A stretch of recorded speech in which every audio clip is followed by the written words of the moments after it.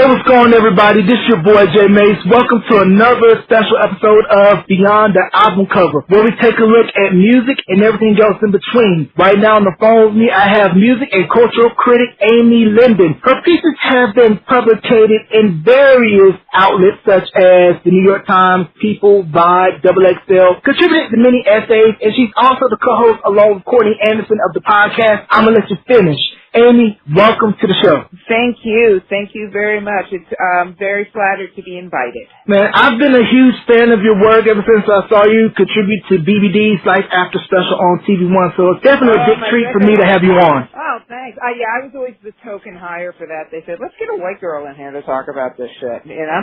That was fun. I used to love doing those shows. Those were fun. Thank you for the compliment. Definitely no problem. We're going to get into various rabbit holes as far as music goes, because during this COVID-19, I've been boning up on looking at UK episodes of Top of the Pop and experiencing love of UK urban and pop acts who I felt should have made it big in America. I mean, I've always been a big, like you, like Courtney, a big fan of what they call UK soul. I mean, from the beginning, from the 60s on up, I've always been really intrigued by how they take what is in essence an American music, an American art form, and how they put their spin on it, you know? Right, because if you look at the Northern Soul movement, that was pretty much Motown with a British flair to it. Then we can go as far back as Dusty Springfield, acts such as Duffy, George Michael, Adele, Sam Smith, Boy George. Pretty much every pop act that came out of the UK during that 80s boom all said how much the U.S. influenced their style of music. Right. Well, I have to be argumentative here. I wouldn't put Sam Smith in the category of being a soul singer at all. Not even, I don't. I think he's soulless, to be honest with you, but that's just me. But yes, I mean, it was a huge influence. I mean, from the blues on back, I mean, the Rolling Stones, all those groups, they would wait to buy the American blues records. I mean, this is what we did. We produced this music, you know? So they were very much imitative of us, and what the cool thing is that after a while, they didn't have to imitate us anymore, and they put their own kind of spin on it, which is what makes it interesting, you know, to me. Yeah, so for the people out there, how did you get your start as a music and cultural critic? Oh my goodness. I was always a music fan. I was one of those kids that read music magazines as a teenager, and I started writing about music just kind of as a punk rocker in San Francisco during the punk scene there, and I moved back to New York and was involved in the punk scene in New York, and met somebody who knew somebody who knew somebody who wrote for Spin, and they said they got some of my writing to them, and it was just off to the races from there. Very lucky at a time when there was music journalism for real, when there were magazines. This is way before the internet, obviously, so there was a much more, not easier, but there were more people doing this, so you had outlets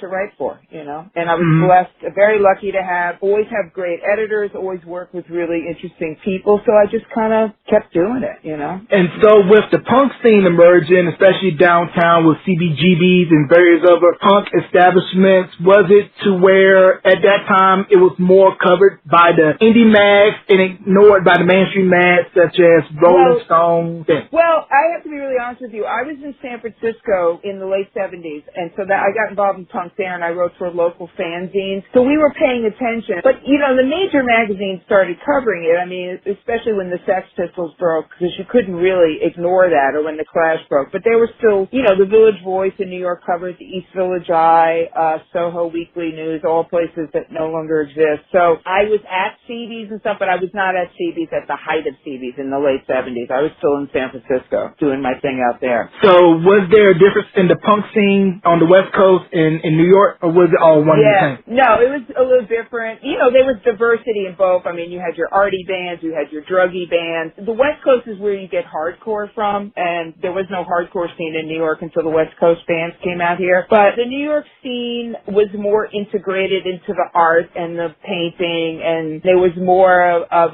an influence of, I would say, quote-unquote black music, because everybody was all up against each other and stuff. The more downtown scene, you know, it was similar. I would say that New York was getting influenced. It was like going England, New York, and then on to the West Coast. But there were similarities, but the West Coast bands, there was the hardcore scene, and that was very different than what was going on in New York at the time.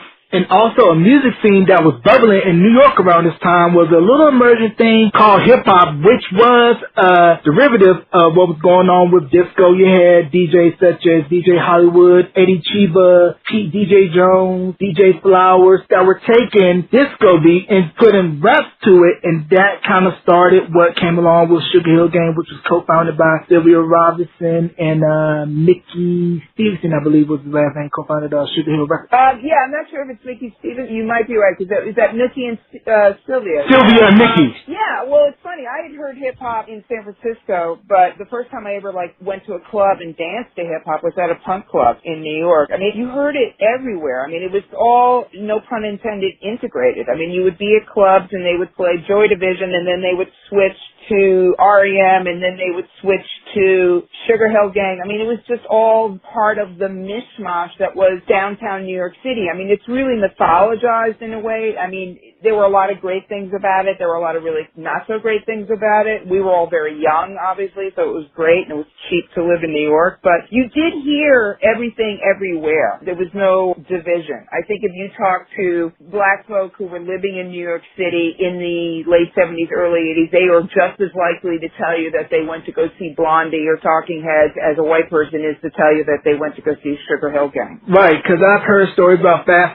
Freddy, and a lot of those people who had the merging of uptown and downtown going back and forth into both worlds and kind of meshing the two. Yeah. He was the major guy, but you saw people everywhere. I mean, it was a very integrated sort of scene. New York City is huge, obviously, but it's also a small town in a lot of ways, and it was a very creative time to be in New York. And again, it was cheap, certainly cheaper than it is now. And when you're young, everything is interesting, right? It's so interesting.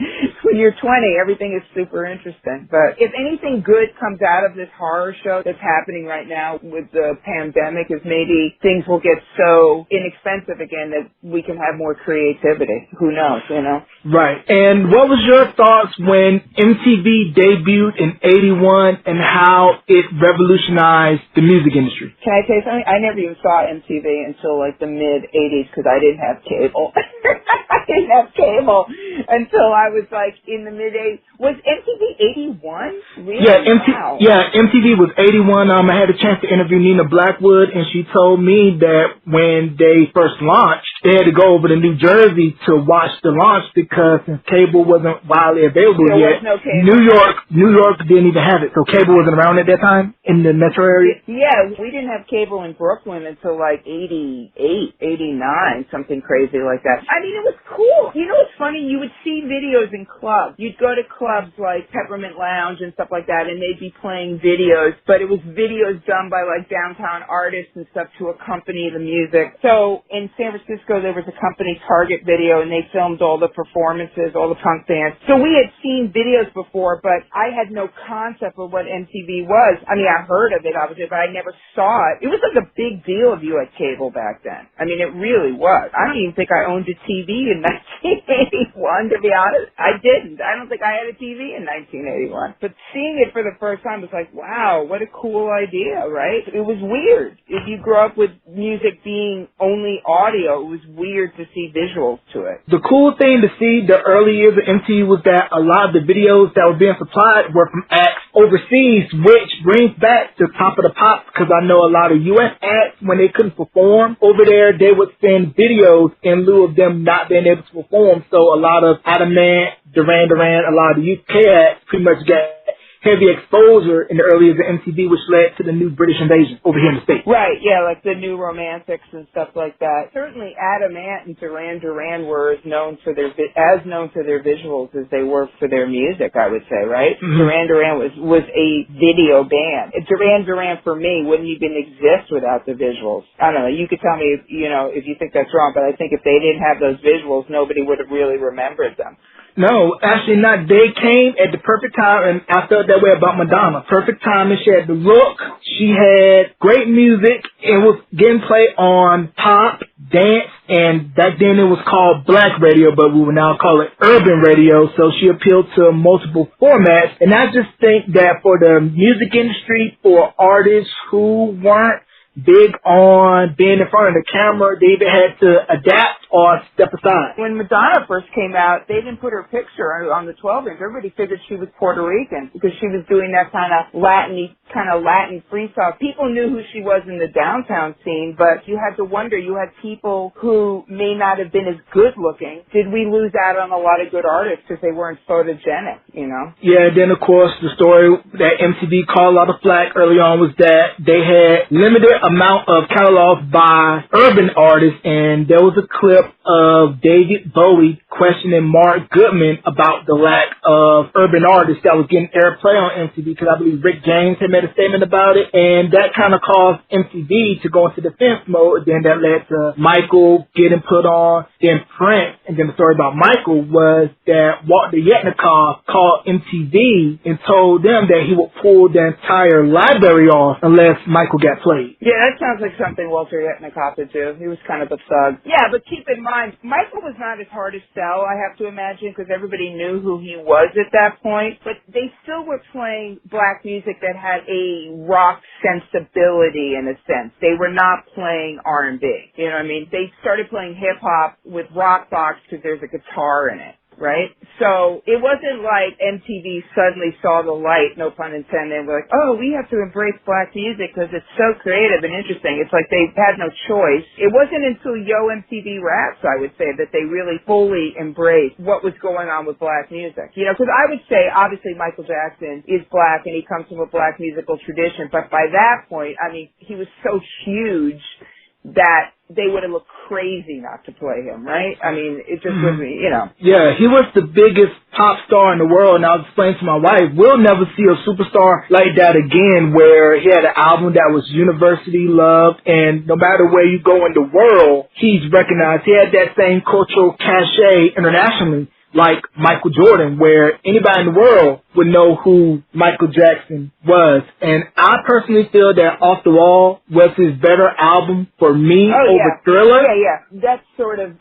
like the dirty secret. Like Thriller's the one that sold the most, but Off the Wall is the better record. I could go a lifetime without ever hearing the single Thriller. It's not a good song. Yeah, because I read like his motivation behind Thriller was that he was upset how Off the Wall was only nominated for Soul Awards. Once again, this was what it was called at the time now. It's called Urban. And he designed Thriller to make sure that it got airplay not only on urban radio, but pop, AC. It was going to be a crossover album. Oh, yeah. No, I mean, it had one for everybody. You know, it was like ordering off a menu. It had one for everybody. But, yeah, I mean, you are not alone in thinking that. Off the Wall is widely considered the better album musically, but Thriller is the one that completely changed the landscape, you know. Right, and then I also went back, it was maybe last year, went back and listened to Prince's catalog from For You up to about Sign of the Times, and I come to have a deeper respect and appreciation for Prince and how he was always willing to push the boundaries and envelope and not just be comfortable with just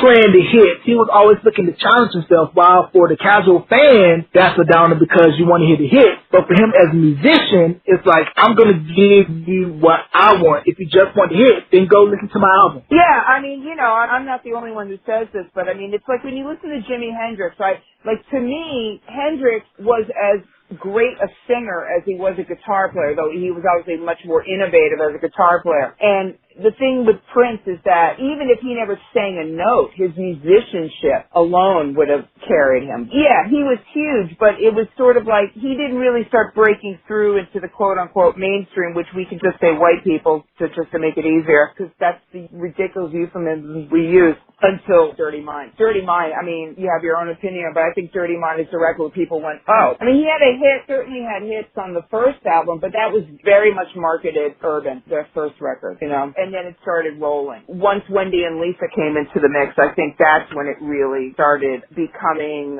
not just pop, but just more a wider scope, you know. Yeah, because I kind of felt he kind of figured out how to maintain that sweet spot of artistic integrity, but have that pop sensibility once 1999 came out with Little Red Corvette, 1999, and my favorite cut on that album, Lady Cab Driver. Yeah, well, you know, it's funny, because you can have a pop sensibility and still have artistic, you know, there's nothing wrong with selling records, you know. The Beatles were pop, the Stones were pop, Aretha, you know, everybody, there's a pop sensibility. There's nothing wrong with that to me. You know, I think it's a generation, and he's my age, or would be my age, a generation of people who were raised on top 40 radio. So we really did grow up hearing everything. Especially if you grew up in the New York area, I'm sure every city had this. It was the top 40 radio, and they just played everything that was popular. So you heard Motown next to Stax, next to rock, next to, everything. So you grew up kind of thinking, MTV had that same effect too. I remember interviewing Dallas Austin years ago, and he said, he was influenced by what he saw on MTV, and it gave him sort of the nudge to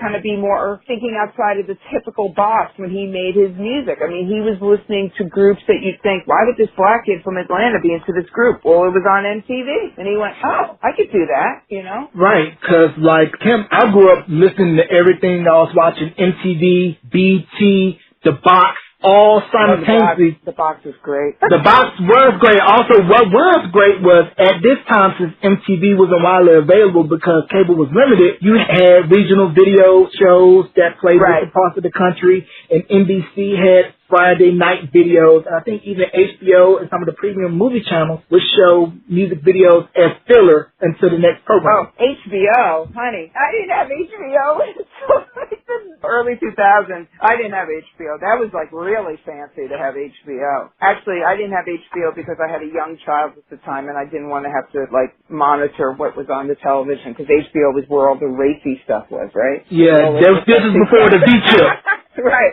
I was like, I didn't have to pay attention to what he was watching, so I didn't have HBO. That's fine. Right. Well, first, RIP to Ted Demme, who created Yo MTV Raps, but the show that preceded that, but it's still going on today, but it's a tri-state area institution, Ralph McDaniel and Video Music Box. Oh, of course, yes. Thank you. I'm glad you brought that up, for sure. Yeah. Where else are you going to see these videos? There was no internet. You had to watch them. He was regular TV. He was like UHF, right? The kind you have to put the antenna up, the weird antennas. Oh, my God, we sound old, don't we? Yeah, and I'm sure you remember pause tapes where you would set your radio on WBLS or KISS to record Red Alert, Chuck Chill Out, Mr. Magic. Before that, I have tapes to this day of me just like lying in my apartment in the Lower East Side and literally flipping back and forth between Frankie Crocker, between BLS and KTU, and you'll hear like 9 million versions of like your Karma Star, but only half of it because I'd get bored and flip it back and forth. Technology changes culture changes technology, so it keeps going. Right, and what I really found interesting was at that time, before I would say 87, when urban stations started to really take rap seriously, that a lot of the new wave acts were getting airplay on urban radio, like Men at Work, Madonna, The Police, pretty much everybody that was getting airplay on MTV at that time. I mean, it's like, look, if it's good, it's good. I found, like, not across the board, obviously, but, black audiences are often a lot more open to music than white audiences tend to be. I mean, just because if it's good, it's good. If there's a vibe, there's a vibe. Like I said, Madonna was getting play early on, and Madonna was very consciously tapping into the music that she heard in the club in New York City. But Men at Work and, The Police were always huge across the board, right? Because they had the reggae thing going on, early on. I was never a Police fan. I know that's like will get me drummed out of some sort of circle. I mean, I liked them enough, but I don't know, I thought they were kind of corny.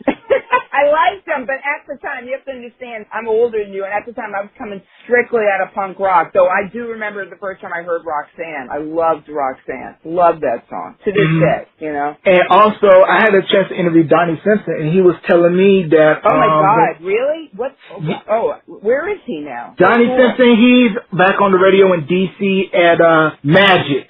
He was at WPGC when I interviewed him, but he told me that he was at KYS when he played Benny and the Jets for Elton John, and his PD got a big stink about it because, like, why you're playing this record for Elton John knowing that it wasn't meant for the urban audience, and this was back when DJs still had leeway. It was like, if it's good, it's good, and that brings me to my next point, that BT. I gotta jump in for 1 second on that, though. Elton John appeared on Soul Train, so...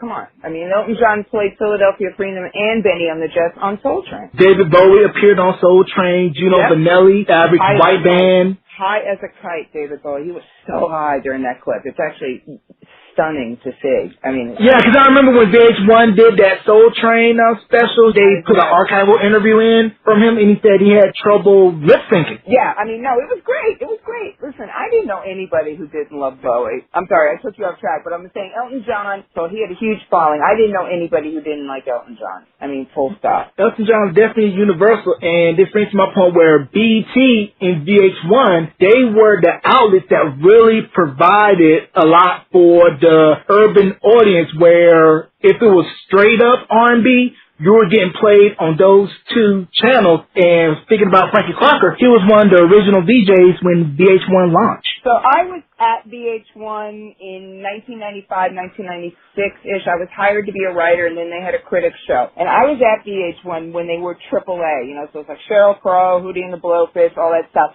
And so I will argue with you about VH1 and its urban friendliness, because back then they were not so big on, they didn't want any kind of mention of hip hop or anything like that. Boyz II Men was as black as they wanted to get. I was actually told that they did a focus group on me and that I tested too urban.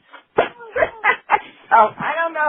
Frankie Crocker might have been on, but when I was at VH1, when they really kind of started kicking into their own and establishing their own brand, and they did a great job with that, you know, it was the Dave Matthews, Sheryl Crow, Hootie era, and they were definitely not very urban friendly then. But nope. They were back during their Music First era, right? That was their slogan at the time, Music First. Yeah, Music First, hip hop left. Yes, they were not very urban friendly. And the one thing that I found kind of ironic with hip-hop exploding at the time was BLS and Kiss out in New York, that if you go across the other side of the country, LA, you had a little teeny tiny AM station, 1580 K-Day, which programmed rap all of the time, and I had a chance to interview Greg Mack from K-Day, and it was just interesting to see how they were taking what Magic and Red Alert was doing and was just amplifying it because it was all rap all the time. Right, but you know, it is interesting though, because, you know, people like Don Cornelius, who was a genius, you know, but he was very resistant to hip-hop. They finally kind of like, you have to have rappers on the show, and you could tell he was not feeling it at all. It was not his generation. He didn't know the executives. It wasn't his world. They didn't hang out. He would just sort of look at these guys like, you're standing up here and talking, you know, like. So it was interesting. I mean, Black Radio was playing it, and there was a bit of resistance to it, too, because the guys running, I'm not talking about the Mr. Magics and stuff, and keep in mind, those shows were on at like 2 in the morning, but, you know, this wasn't their world. It would be sort of like asking a record company executive or a TV producer to get into, like, grunge or something. It's not your world. You don't know these people. You don't go to the club together. So there was resistance in the beginning, for sure, you know? Yeah, definitely was, because I know some dancers that used to dance on the show, and they told me stories about Don, how whenever he would be around doing tapings, everybody would be puckered up tight because he ran that show with an iron fist. Oh, I'm sure he did, and all power to him, because, man, that show, at its height, was the best show. The hippest troop in town. Yeah, for me, that was appointment television, watching Soul Train and Video Soul, because actually Donnie Simpson and Don Cornelius, they were my two influences for wanting to get into media. And I would be remiss if I did not mention the late, great Andre Harrell and how I felt he was the executive that had the vision to mesh smooth adult 80s R&B with the emerging style of hip-hop, which led to the creation of New Jack Swing, which later morphed into hip-hop soul. Yeah, no, for sure. I mean, Andre, you know, there are very few moments where you can look at the culture and go, this is where something new is being created. And, I mean, he was there. I mean, whether it was his artistic vision or whether he was smart enough to listen to people or whatever, but he certainly knew how to cultivate talent. Yeah, there is a moment where suddenly the needle shifts, and that was, you know, New Jack, and that was definitely a moment where the needle shifted. To the point where you had people referring to hip-hop singers, which is an oxymoron because there's no such thing as singing hip-hop. But that whole idea was basically created because of what Andre did with Mary. Right, because listening to R&B pre-87, I say 87 because that was when Keith Sweat, Make It Last Forever came out. So prior to that, it was Anita Baker, Sade, Freddie Jackson, Luther. It was very smooth, adult, upward mobily urban music. Do you consider Sade to be R&B? Because I don't. I consider Sade to be a mixture of like R&B and jazz.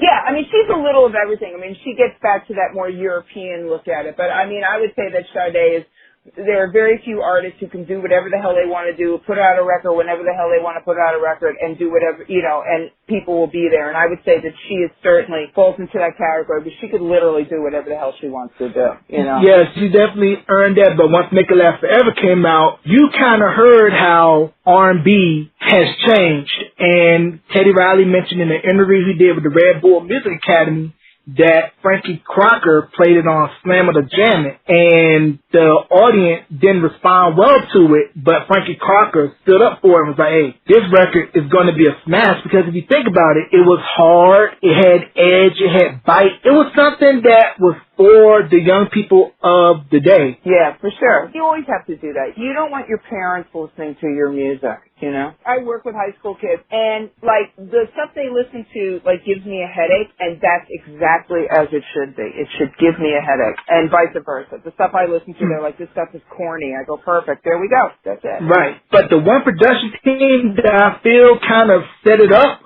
for Teddy and everything else to come after that was Full Force, because it kind of had elements of that with their work with Lisa, UTFO, so on and so forth. They kind of had a little bit of the Latin elements in there, which paved the way for what was to come from freestyle. Yeah, for sure. Yeah. You talking about Latin freestyle? Yeah, Latin freestyle like TKA, Sweet Sensation, Cover Girls. I love it. It's not even a guilty pleasure. I'm not guilty about it at all. I just love it. I just love everything about it. Right. And now going back over to the UK, Top of the Pops, for those of you that don't know, was like the British version of what American Bandstand was here in America. It ran for 40 years. It's still on the air to this day, only in the form of a Christmas special, but they would count down the top songs of the week. And it surprised me how there weren't really big representation of UK urban acts on that show, and that led to me watching a documentary on pirate radio, and how it wasn't until 1990 when the UK got their first commercial urban station, which I found surprising. Okay, so is that because reggae is so huge in England? I mean, reggae, everybody I know who grew up in England and in London heard reggae their entire lives. So is that because maybe reggae was so,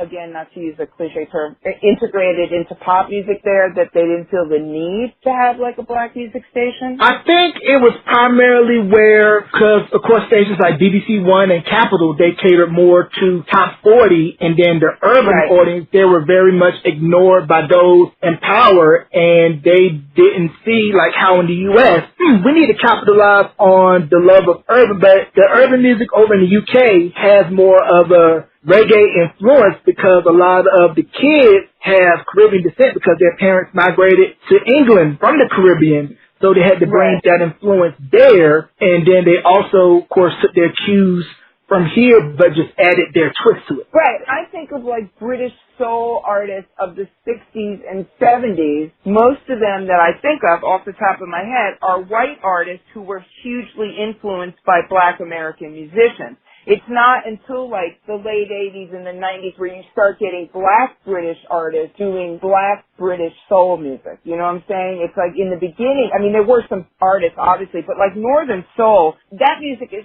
so obscure, but it's huge in England, but most American fans wouldn't even know who half of these people are. I mean, England was the type of place where you could be the third backup singer for somebody, you know, for a soul band and be a huge star, whereas in the United States, be like, who are you? You know, like people are huge over there that we've never even heard of, and they're American. That's what's so crazy. Yeah, and they will pay a pretty penny for those U.S. imports. Oh, yeah. It's just the way that, like, Americans think, maybe not so much anymore because we're such a global world now, as the pandemic is certainly showing. You know, we always think something that isn't ours is classier or more interesting. So, I mean, when I would go to London, I would see a book, and it was the exact same book that was released in the United States, but I liked the fact that it had a different cover. You know, it was the British cover. And I think that's the same way with music, that we look to other places for validation and other places look to us for validation. And we think we like our own spins on stuff. Right, because like you said, in the mid-'80s, you had acts such as Five Star, Loose Ends, Sade, and then later on Soul to Soul that were from the UK that exploded over here. And then to the pop side, New Kids on the Block was the inspiration for Take That. And when I interviewed Danny Wood and asked him about Take That, he kind of was saying the same thing you were saying, how it's tough to crack in America when you're doing the same thing as Americans and you're not from here, because Americans going to have that mentality of, we got our own groups, but we do it 10 times better. Yeah, but also Take That would have been hard to crack here because their imaging was so different. There was nothing urban about it. They weren't dancing in the same way. They were grown men. I mean, New Kids on the Block were kids, you know. Take That, there was sort of a homoeroticism to the British bands that the American bands did not have. Some of those bands were just so British that I don't think a British boy band broke here until One Direction, really, right? Well, Five, they had moderate success here in America, but didn't explode like One Direction. Speaking of Five, I had read in various pressings that Bye Bye Bye was originally intended for them, but they passed on it, and that's how NSYNC got it. Well, there you go. So yeah, they passed, their manager. Yeah, you passed up on a good record, and with New Kids on the Block, we can't talk about them without mentioning the group that I feel started the modern day boy band phenomenon, and that is New Edition. We can talk about New Edition all damn day, as far as I'm concerned. Yeah, we got the time. New Edition is my favorite group of all time. Well, I wouldn't go quite that far because... For me. Yes, no, for you. I think they're great. Again, this is a generational thing. They didn't hit me at a point where I was forming my opinions about music. It was forming me. But I will say that the Jackson 5 did that for me, you know, when I was a kid. So, no, New Edition was great. And they were totally, I think they're totally underrated because I still think people think that quote-unquote boy bands are not as serious, you know. They were great. Those are great songs. They hold up, you know, totally hold up. Right, and then I look at the fact how all 6 of them was able to branch off and they have successful solo careers. I mean, Bobby launched out with Don't Be Cruel, the sophomore album that took him to superstar status. Ralph had success with his solo album. Johnny had success with his newfound solo career, and then the biggest surprise out of all of them was BBD. Yeah, I mean, you know, they were smart. Well, Johnny Gill was already a solo star. They brought him in because they knew he was going to bring, he's a great singer, but when Bobby started acting up, they said, let us bring this guy in, you know. I got to tell you, I interviewed New Edition, like, the first time they got back together, which was, like, I don't know, like 93, 94, something like that.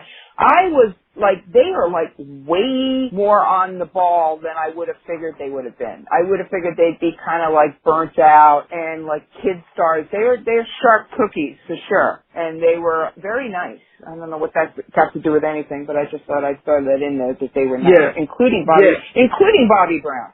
Was very nice, and you always I know, I was expecting a nightmare with him. Right, and then I had the pleasure of interviewing Brooke Payne. This was about 10 plus years ago before the miniseries even dropped. And the funny thing that was mentioned was some of the stuff he was talking about actually ended up being in the miniseries. And then when I approached him about how do you feel about when Maurice created New Kids, which was pretty much the pop version of New Edition, he was like, I have no problems with it. And then Danny made it be known when I asked him, like, hey, New Edition was the inspiration for us. We really wanted to pattern ourselves after them. We weren't stealing nothing. We always acknowledged that they paved the way for us and always show love. Did they show love by maybe like support, you know, putting them on tour with them?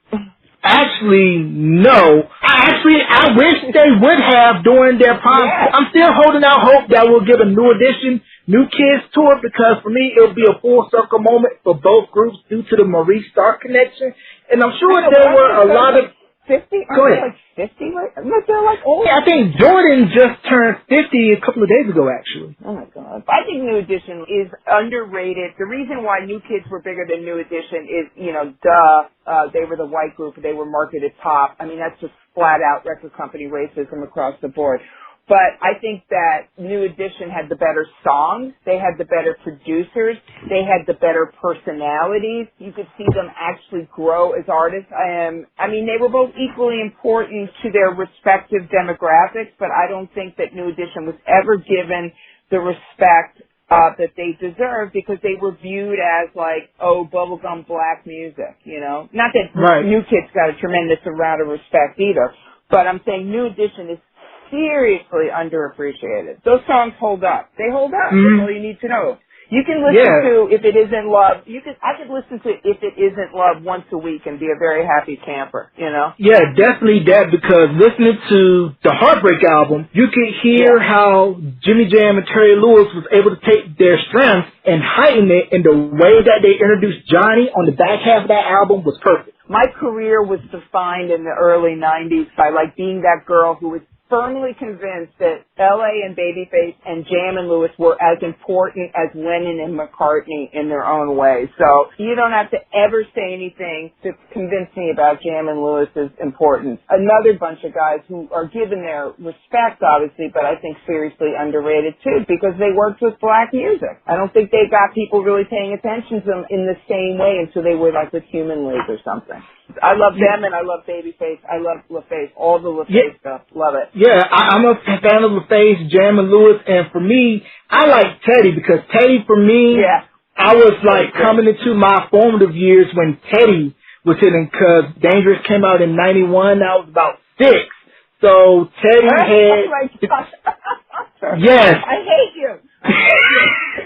But Teddy, he had that sound of where it was young, it was hip-hop. I mean, for him to take Michael from the sound we knew from his work with Quincy Jones, Rod Temperton, Greg Filling Gaines, and then to make him youthful with Remember the Time. That whole album, to me, it was a masterclass on how you able to adapt and change with the times, for me. Michael was able to do that well. And also, you don't have the Neptunes or Missy and Timbaland without Teddy. For nothing else, he deserves his place in the pantheon for that. And then, once again, with talent, Andre Harrell, I'm going to bring it back to these 4 guys that hail from my home state of North Carolina. Jodeci? Oh, God, Jodeci. Did you ever see him perform? I didn't see Jodeci perform, but by them being from North Carolina, I was able to see at a small club Fantasia perform a year after she won Idol, and to just hear her sing, her voice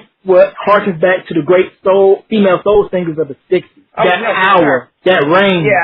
But Jodeci, the smart thing that Diddy did was, instead of marketing them like guys, where you're going to have them wear suits and be clean cut, I'm going to have them dress like my dudes around the way. Combat boots, backwards hats, and just be hard, tough guys, but can actually sing. Because Casey's voice, his voice is deep in soul like Bobby Womack. He did If You Think You're Lonely Now. I mean, Womack is his most obvious influence, but it says a lot about Casey as a singer, that's the guy most singers kind of veer towards Stevie or veer towards Marvin, which is great. But to go for Bobby Womack's one of my full-out favorite artists of all time. And to go towards Bobby as your sonic influence says a lot about what you're like as an artist, because Bobby had that real push and pull between secular and popular music. And he was a great musician as well. But what I was going to say is, do you remember, you're probably too young, but do you remember, I think it was the Grammys where Casey and JoJo came on stage with machetes. Do you remember that? No. They accepted an award. They were wearing masks and not coronavirus masks. Vaguely I do, but they kind of scared the industry where they were rough around the edges, which was why the pop audience took to a liking to Boyz II Men, because they were safe. I mean, they were safe. They were being marketed in very, very different ways. I mean, they were just, Boyz II Men were more in the school of the traditional male vocal group, whereas Jodeci was definitely, I would make the argument that there is a subsect of white audiences that could relate more to a Jodeci than a Boyz II Men, because there are white people who want to see stereotypical bullshit. Not bullshit, but that they would see Boyz II Men as too soft, Right. I loved Boyz II Men. I see what you're saying. They were sort of like the yin and yang of black music at that point. I think they had a lot more in common, actually, than different. And who's to say whether, that's who Jodeci was. They were those guys, you know what I mean? I don't think Boyz II Men were those guys. It would have looked crazy for Boyz II Men to get up there and, with like their pants hanging off and stuff like that. Right. I like both groups, and I personally feel that Cooley High Harmony was Boyz II Men's best album. That album was heavily produced by Dallas Austin. Yeah, I always liked Boyz II Men. I used to laugh when I was at VH1. I used to say that my job was to be able to tell people which one was Wanye and which one was Nathan, because nobody knew which one was which. No, I always liked Boyz II Men. Like I said, I am a sucker for a hook, and those guys had great hooks, and I saw them perform a couple times, and they were great live acts, you know? Yeah, my wife and I got a chance to see them at their Vegas residency when it was the three of them, and then Mark Nelson from Ash Yet came in and did some stuff with them. And to me, they still sounded good as a three-piece to the point where you didn't really miss Mike because Nate was doubling doing his part and Mike's bass. Right. And they still sound great. And speaking of which, Wanye's kids are singing. They were just on the Nickelodeon talent show, America's Most Talented Families, which was hosted by Nick Lachey for 98 Degrees, and they sound amazing. The apple didn't fall too far from the tree with Wanye's Well, that's kids. good. Well, that's good. Somebody has to make a living for them. And then with Boys to Men, that served as an inspiration for Lou Pearlman in his creation of Backstreet Boys. Yeah, Lou Pearlman's problematic, isn't it? Yeah. It's very, very touchy. He did a good thing with those groups, but when everything else came out, that just kind of tainted that era for me. Yeah. I mean, those are, I'm, touchy is the word. We don't want to touch that with a 10-foot pole. Now over to the UK side of things, there was a girl group called Eternal, and they were put together to be the UK's answer to En Vogue. They had a hit single in the UK called Stay, and they got a little bit of traction here in the States. Now, I thought they could have broke over here, but I think with the girl group being crowded here in the States, you had En Vogue, SWV, TLC, Escape. Candy just won the new season of Masked Singer. I just felt like it's always harder for groups from other countries to break here because you kind of had to do a lot more to cater to the urban market, whereas like how you would take an international version of your album, take a few songs off, put a few new ones on just to cater to the U.S. I remember Eternal, because I remember going, there was some record release party for them. You're going, well, we have groups that are just like this, so why should we go for them? They might not have toured enough. They might have had something, it took a very long time before American audiences would admit that even though we invented hip-hop, there are groups that do hip-hop around the world, So we always would look like, British rap, that's bullshit. Now grime is probably better than most American hip-hop in a lot of ways. There's that famous Mark Twain quote about the United States and England are two countries divided by a common language. We're very different places. We have very different sensibilities, and what is going to be popular in the UK might not be popular here, and vice versa. So with a group like Eternal, record company politics aside, American audiences might have just looked at it and said, I don't like the way they dress. I could look at SWV. I know girls who look like SWV. I don't know girls who look like Eternal. It could have been something as simple as that. So why do you think Top of the Pops didn't explode here in America? They did a short-lived one in 87, but it didn't take off. Honestly, we had our own show. You talking about Top of the Pops featuring American acts or British acts? Top of the Pops featured American acts because the 87 one they did on CBS over here, it was just U.S. acts, and then they would do a satellite uplink with the UK show to show some of the UK performance. I think the name alone, we don't even know what that means, Top of the Pops. It's not an American expression. They would have had to change the name. What is that? You know what I mean? That doesn't mean anything to an American audience. It's like driving on the wrong side of the road. We're more accepting now. Obviously X Factor was big here and all those kind of shows, but we're America, America exceptionalism. We think we invented everything. We had American shows. Why look at them when we have our own shows? I think the title would have thrown an American audience off, Right. Sure. And then the thing that I still find baffling about the UK music charts is that for them, having a Christmas #1 single is a huge deal. It's like it's an honor over there. No, I don't get that at all. That's Love Actually. That's the whole plot of Love Actually, isn't it?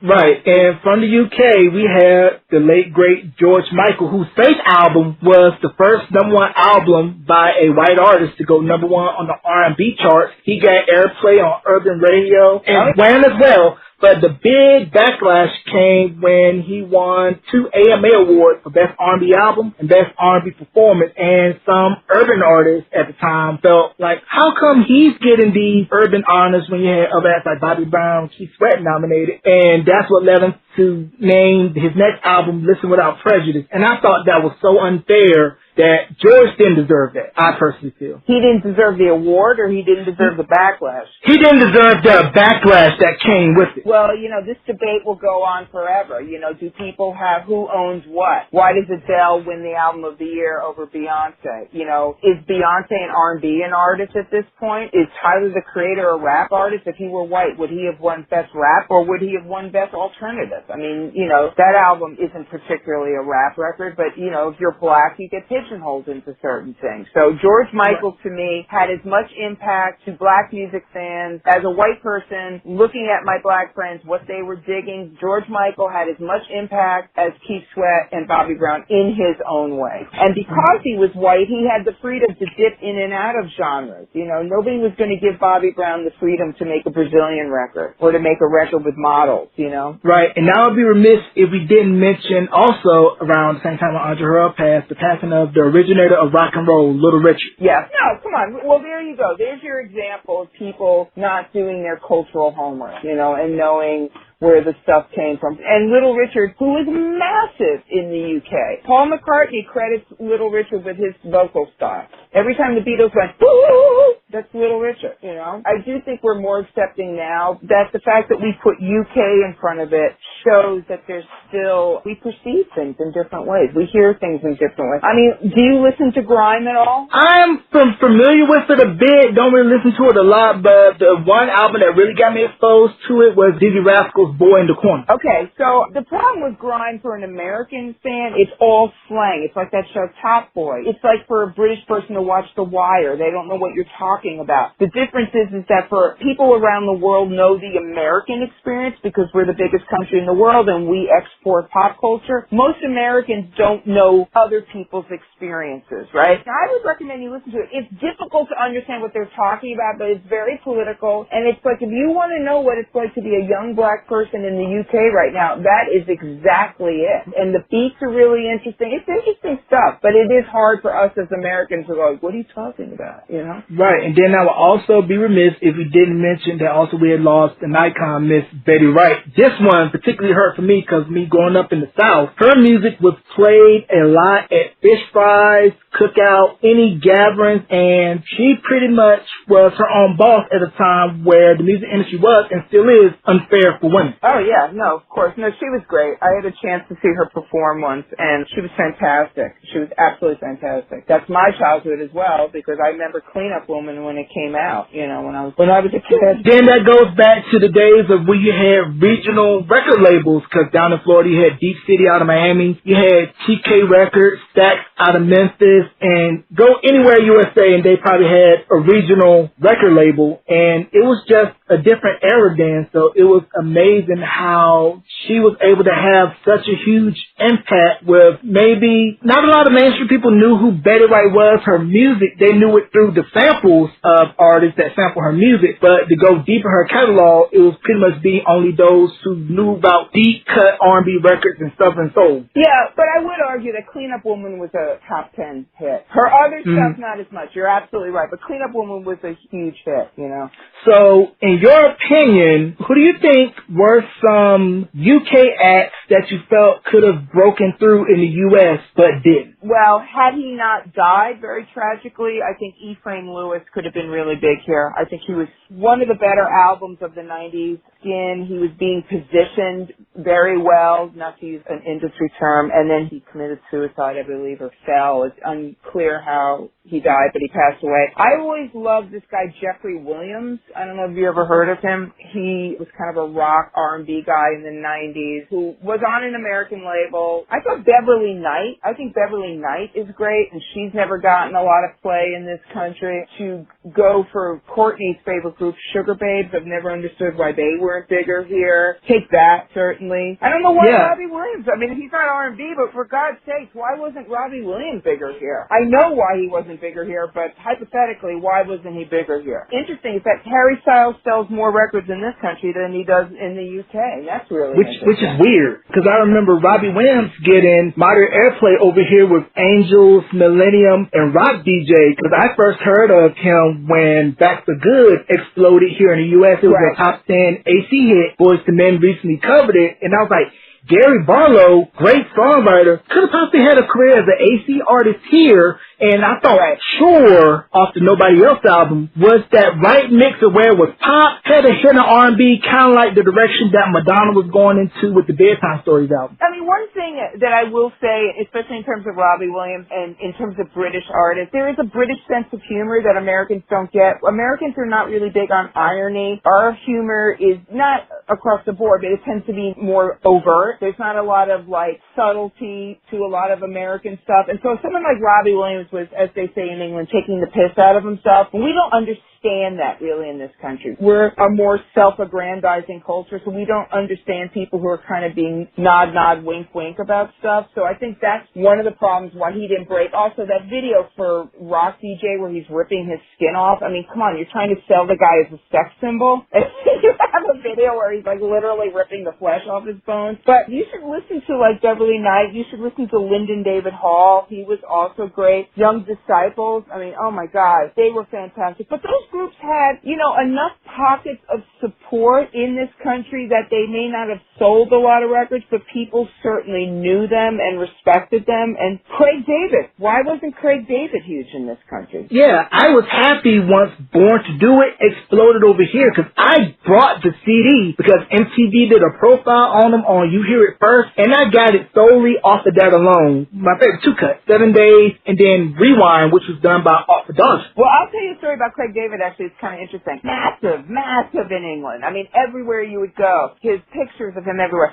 So when they decided to bring him over to the United States and work him domestically, the label called me up and they said, you know, we'd love to pick your brain about him and have you talk to him. This is really interesting. This just talks about how fucked up this country is. He's biracial, Craig David, but he would talk about his mother all the time in the interviews, and his mother is white. And he would have very light-skinned or white models in his video. And the label was trying to impress upon him that if he wanted to appeal to a black American audience, he had to stop talking about the mother all the time and stop having white girls in his video all the time and start having videos that reflected the audience that he wanted to reach. And he didn't understand that, not because he's a dumb guy, but because he didn't get the racial dynamics of the United States, which is not to say England isn't horribly racist too. But that's just really interesting to me that they had to sort of map that out for him, you know? I don't think that's the reason he didn't make it. It's a weird thing when you think about it. Yeah, have you seen this movie called Babylon? Yes, the reggae movie? Yeah, I just saw that for the first time a couple of months ago. It wasn't released here in America until last year. It's a great movie. They feared that it would cause race riots, but it was kind of like you get to see the UK black experience, and you're like,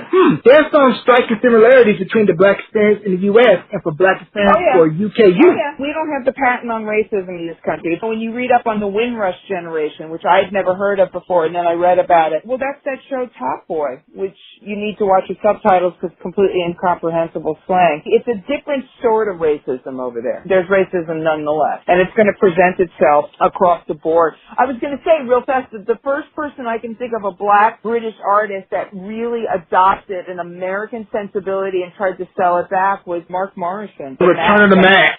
That was somebody not trying to be British. That was somebody really trying to sound American. That record sold over here, didn't it? It did okay. Yeah, and it's still getting played. Now, my UK acts that I felt should have broken through here. I felt Eternal should have broken through here. E17 should have broken through here. I felt Five should have had more success here in the States. And the one act that I've been championing since I saw clips of them on the big reunion and videos was Damage. Who are they? I have to check them out. Damage, they were a 4-man R&B group. They had a record called Forever. It was written by Wayne Hector, who would later go on to write songs for like Westlife, Boyzone, a lot of those groups over there. It was big in the UK. And then they had a song called Love to Love. In the video for it, they're all like on strings, kind of like NSYNC and Bye Bye Bye. But I felt had their look and sound would have been a little bit more urban, they would have broke. And actually one of of the members of the group is currently married to Baby Spice from the Spice Girls. Well, there you go. Well, like I said, it's just an interesting thing because it's everybody brings their own kind of sense. Like, who would have ever thought in the United States that back in the day, reggae was something that American black audiences, that reggae was first embraced in the United States by white hippie kids, right? And now it's just part and parcel of our culture. The same thing with like Latin trap or reggaeton and stuff like that. It's changing a lot, but there is a British sort of sensibility. Look, Seal was bigger in the United States than he was overseas. I mean, he was big that first record, and then he was much bigger here. So I think it's an interesting thing, and especially with black music, I think that they have to, I don't know if it's the same case now. I wonder if those groups would do better now, you know? Yeah, because I messaged one of the members from Damage on social media, and he was telling me that the record label they were signed didn't know how to market them to a U.S. urban audience. They did a couple of test tour dates over here, and it just didn't pan out. I just think it just requires, like you said about Craig David, to switch everything up in order to cater to the U.S. market because of the racial dynamics here. Yeah, I mean, it's just such a weird, and also, you know, in defense of the United States, England is the size of, like, New Jersey. I mean, we're a massively huge country. So you grew up in North Carolina. I grew up in New York. We grew up in totally different worlds, and yet we're both Americans. If you grew up in England, you know, there's much more of a not homogeneous, but it's just a smaller country. You know, it's easier to market somebody over there. And your thoughts on when Dr. Dre's The Chronic came out, because when I listened to Questlove do his live set a couple of days ago, he was saying how once that came out, it shifted everything for hip-hop because you got to think about at that time, a lot of the beats that were in rap records were primarily fast, up-tempo because everything was coming out of New York. But what Dr. Dre did with The Chronic, everything was slow because it fit the California lifestyle where it was very laid back and very chill. I was one of those people who was an East Coast girl, and I heard all those records, and I thought they were great, but I also, to be honest with you, I found Dre to be such a repulsive human being that I just was looking at him like, he's a pig. Sorry. I mean, I've never been a fan of him as a human being. Never been an NWA fan. I'm the girl that fought to keep NWA out of the Rock and Roll Hall of Fame. I obviously was wildly unsuccessful. But The Chronic is it's a great record. It holds up. But yeah, and it's funny because I love all those samples. But I was used to East Coast hip hop. I was used to Gangstar and Tribe and stuff that was a little, not esoteric, but different. Like conscious. Well, no, not conscious at all. No. Not that. Just, we don't drive in New York, so I don't need music that sounds good in my car. You know what I mean? That sounds crazy, but I don't drive, so I need music that sounds good when I'm walking down the street. No, and I love all those beats because I was raised with P-Funk and stuff. It just initially I was like, hip-hop is a New York thing. You're stealing our music, and of course I turned out to be an idiot because they brought great stuff to it. But I just had a very visceral dislike of Dre as a human being. Right. And what was your take on the explosion of Southern hip-hop? Because around that same time frame when Outkast came out with 7-Player-Listic and they accepted their Source Award nomination, Andre 3000 stood up on stage and said the South got something to say, because at the time the South was looked at as, you're not lyrical as New York, you're not like the West Coast, and I think it was probably a tough sell for regions outside of the South to play Southern hip-hop until we had to beat the door down and say, you're going to notice us. I have to be very honest with you. I was not paying attention to a lot of that stuff back then. I heard Outkast, but I'll be very honest with you, I was not really paying attention as much to the Southern stuff at that point. My focus in terms of Southern music, and it's not Southern, was Atlanta stuff with LaFace and the R&B stuff more. I certainly heard the first Outkast record and some of that early stuff, but I wasn't really, I'd be lying to you if I told you I was paying much attention to it. Right, and then with hip-hop being the most listened to genre, we've kind of lost that sense of regionality where on the West Coast you will hear a record that will sound, this is the West Coast record, or you go to Houston, they chop and screw. Miami bass, DC, go-go, and I think because of the world being so small, because of the internet and social media, we've kind of lost that distinctive flavor with where you go to different locales, and you have to know as a DJ, you better play these records because these are what the locals are listening to, and I think we've lost that. Well, you can thank Clear Channel and iHeartRadio for that, you know. You have corporate playlists now. I mean, that's basically what, if you want to listen to, individual sort of stuff. I imagine you'd have to listen to college radio, but also you don't have to listen to albums anymore. I mean, I'm sitting here during this COVID shelter in place, like cleaning like a crazy person and throwing out CDs right and left because I'm like, I can just listen to it online now, so the whole concept, you can just pick and choose what you want to listen to, which is good in a way, but there's still regional things with some things in a way, obviously, but I would say musically it's hard pressed to do it because of social media, but also because of corporate radio. Right, which is why I got out of it, because I just didn't like how everything was the same and you got pretty much one person at corporate headquarters programming all of these different stations to play this, because algorithms say this, where if we look at now, pretty much all the streaming platforms are customizing playlists based on music that you're playing and saying, here, we're going to think that you're going to like this because we heard that you played this on your algorithm. That's sort of creepy in a way. Yeah, kind of stalkerish.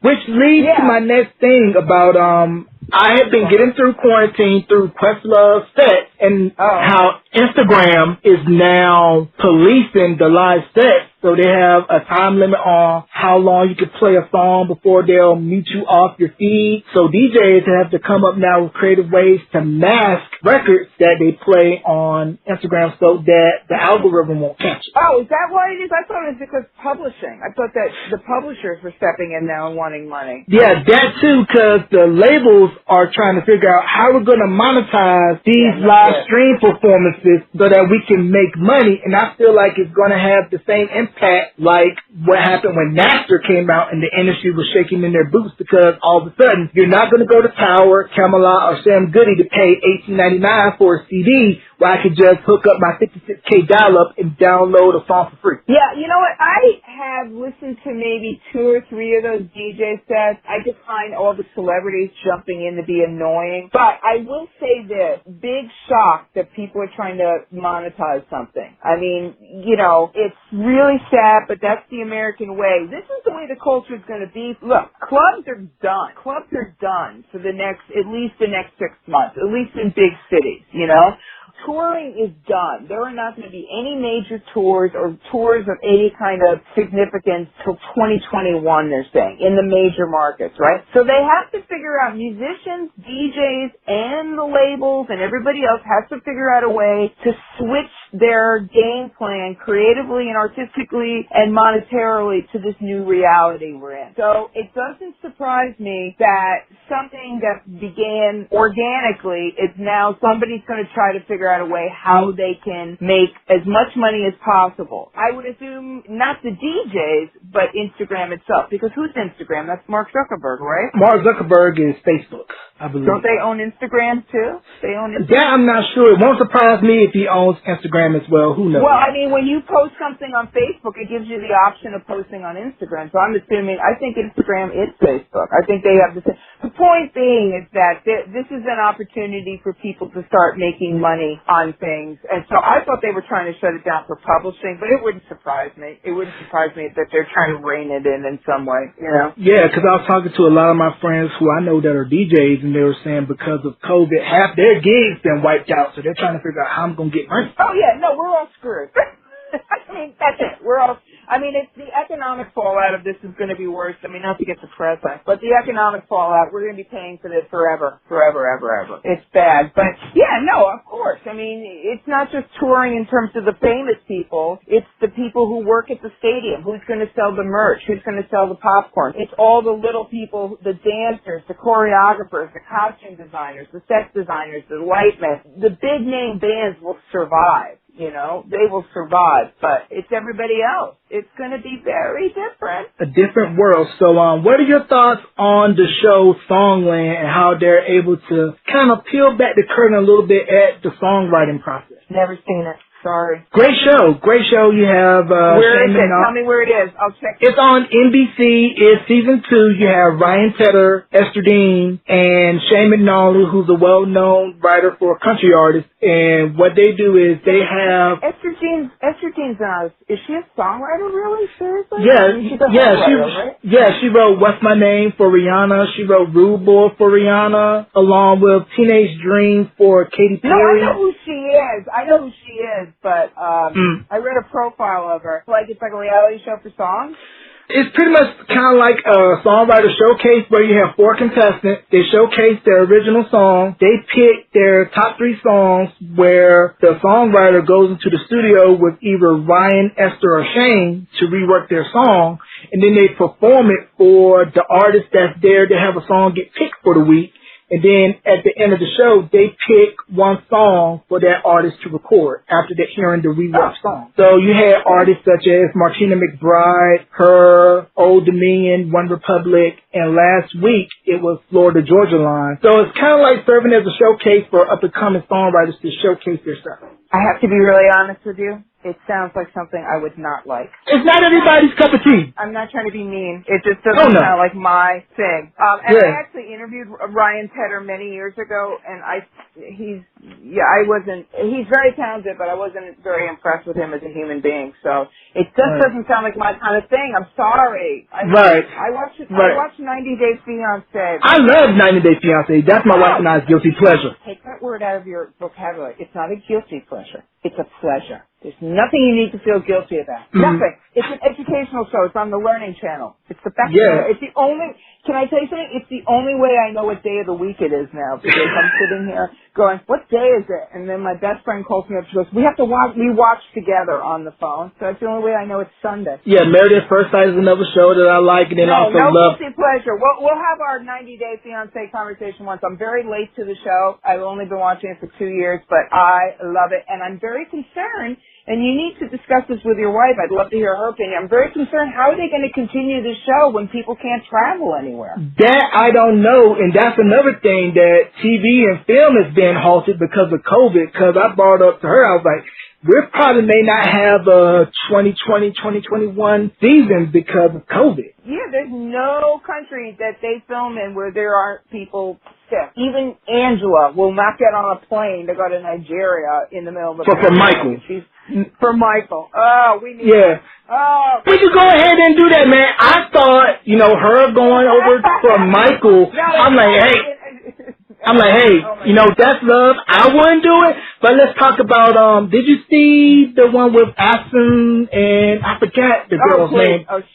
Ashley, she's the best. Ash is an asshole. Oh, we hate him. He's a white hotep. Or he's not white, but he's a hotep. I can't stand him. Aren't you impressed that I can work the word hotep into a conversation? Oh yeah. Definitely that. Another show you would need to be up on if you haven't been so already is Love After Lockup. Oh! I watched that too. What do you think about Michael, the dude from Flint, Michigan? How he was playing Megan and Sarah, and then he had his new boo. That was almost too white trashy for me. I have to say, it kind of hit. The problem with that one though is it feels much faker than 90. 90 Days feels real. Love After Lockup feels a little fake because you can see him smiling sometimes when they're going to hit somebody in the camera. But I really, honestly have been. Courtney laughs when I tell him this. I have literally spent. How many months have we been on lockdown? What has it been since March? All right, New York City went into shelter in place in March. So it's been March, April, May. Okay, 3 months, 2.5 months watching nothing but Israeli television on Netflix and Amazon. Don't ask me why. I started watching all these shows and 90 Day Fiance. But Love After Lockup is another one. It's just like mind-boggling. Married at First Sight is another good one. All right, I've heard about that one too. Yeah, I think my friend watches that. That's a good one. Right now they're going to do the Australian import of the show over here, but pretty much I'm like, you're getting married blindly at the altar and you have 8 weeks to decide whether you're going to stay married or get divorced. And I felt that's where Netflix ripped off their show Love is Blind from, because it's kind of like Married at First Sight, but it's kind of set up like a dating game where you're behind a wall. You can only hear. I didn't see that either because I was like, man, that's a Married at First Sight ripoff. But 90 Day Fiance, I'm like, I'm not flying halfway across the world, draining my savings just so that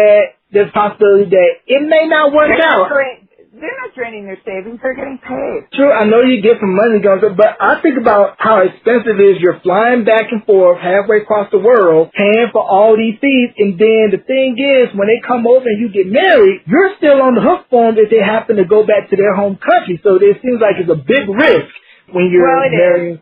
But think how much joy it's giving us, and that's the important thing, right? That gives us a lot of joy and a lot of smiles, just like The Masked Singer. Well, it's another show that I love watching. As I stated earlier, Candy won this past season of the show, and it seems like now it's becoming a great promotional tool for some artists. Chris Daughtry was on there, season 2. Once again, don't think badly of me. I've never seen it. I'm not of a reality show. I don't like those kind of shows. It's a good, clean, family-friendly show, South Korea import, and Nick Cannon is making buku bucks off of this show. Now, tell me about I'ma Let You Finish and how you came about that show along with your co-host, Courtney Anderson. Oh, okay. Courtney and I have known each other for many years. Courtney has done many things in the music industry. He's a dance remixer. He's done video promotion. And we knew each other through the industry world. And I always found him to be hilarious. And he always found me to be hilarious. And someone had said to him, you should do a podcast. People have always been on me to do a podcast. I did one years ago and I stopped doing it. And then we decided to do one together. We have very similar tastes in music, but we also have dissimilar. It's not similar enough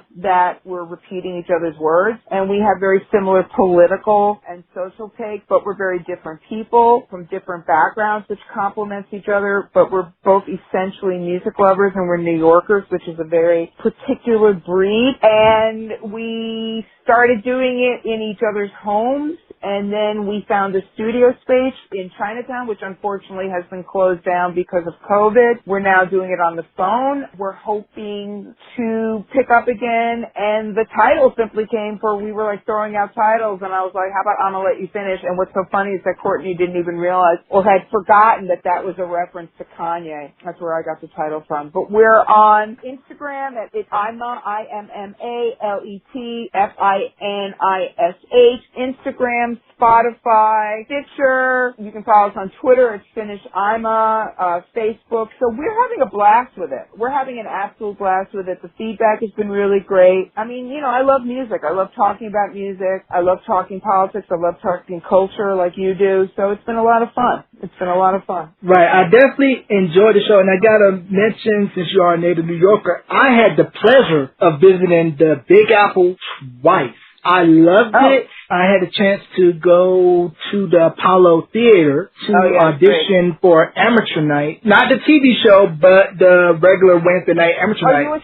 Are you a singer? Used to be. So it was a cattle call, so I took a bus ride from North Carolina. The first time I went to the Apollo, I was shocked at how small it is. Didn't you always think it was going to be huge? I thought it was going to be huge, and that's why I told my wife, I'm like, that's where TV camera angles come in. To make the venue appear a lot bigger than it is. I know. The first time I went there, I was like, wow, this place is... I thought it was going to be the size of Radio City Music Hall, and it's not. It's not that big at all. Welcome to our city. We're very glad that you were here. Yeah, but for me to stand on that stage and just to think about, wow, this is where Ray Charles stood. This is where Michael Jackson stood. James Brown stood. I got a chance to rub the log.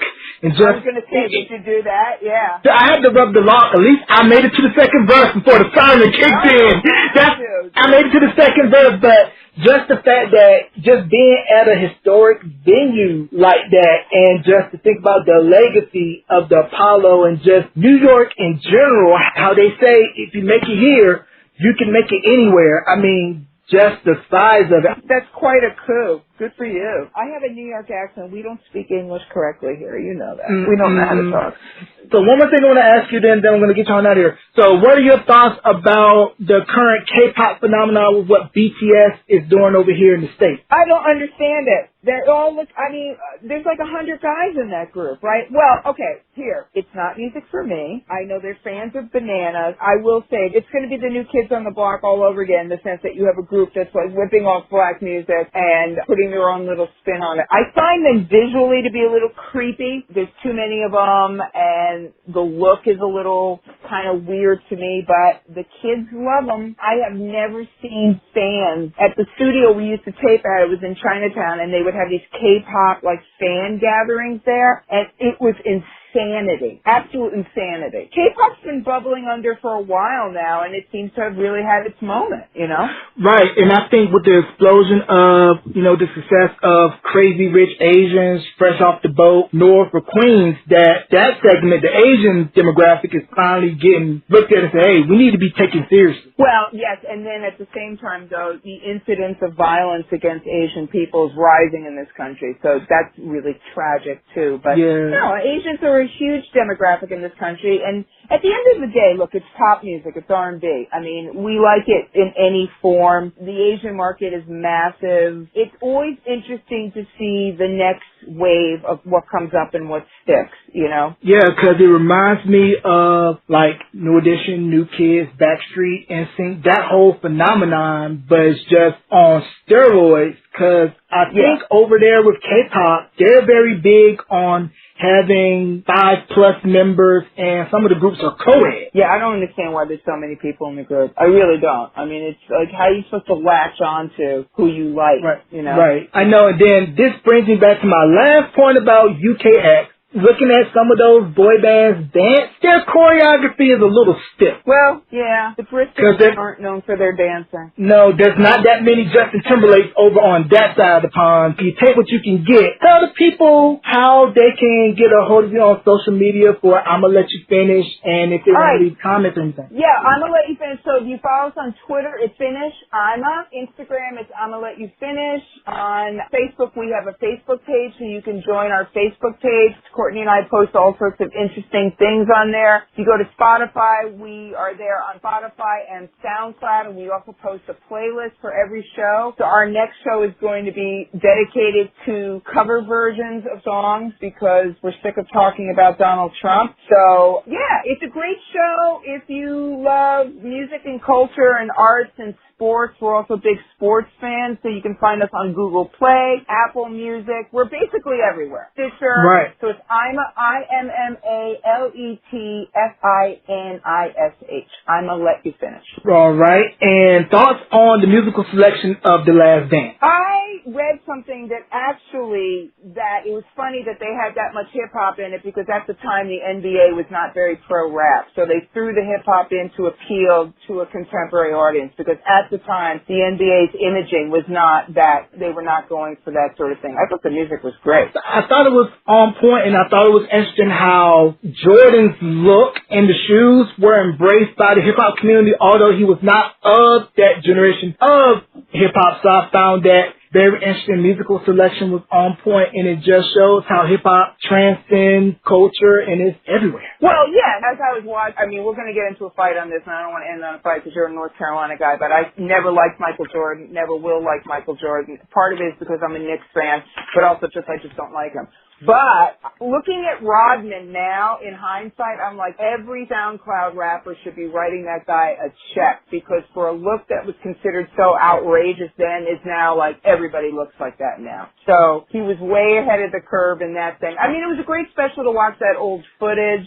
But I did read that the music, they picked music that the NBA would not have embraced. Because remember, that's back in the day when the NBA, when Allen Iverson got into trouble for having cornrows. Remember then? You know, you had to be in a suit all the time when you were off the court. So it was a very different NBA than it is now. The music selection I thought was very good. Yeah, I definitely agree. Any shout-outs you want to give before we conclude? Just shout out to anybody who is holding it down right now during the thing. Register to vote, please. Shout out to Courtney for this. I mean, no, just hi, everybody. You know, please follow us, though. We'd love to have you join the I'ma Let You Finish massive. Thank you, Jarrell, for inviting me. This is really sweet of you to do this. I appreciate it. I love reading your stuff online. It's always fun to converse with people who are knowledgeable and smart about music and love music. So I hope everybody's safe and taking care of themselves. And we're 6 feet away from each other, so this is a safe interview to do. So be healthy and happy, everybody, as best you can, you know. All right, ladies and gentlemen, there you have it, Miss Amy Linden, music cultural critic and co-host of the podcast I'ma Let You Finish. Amy, thank you for doing this interview. Thank you so much. Thank you. Bye-bye.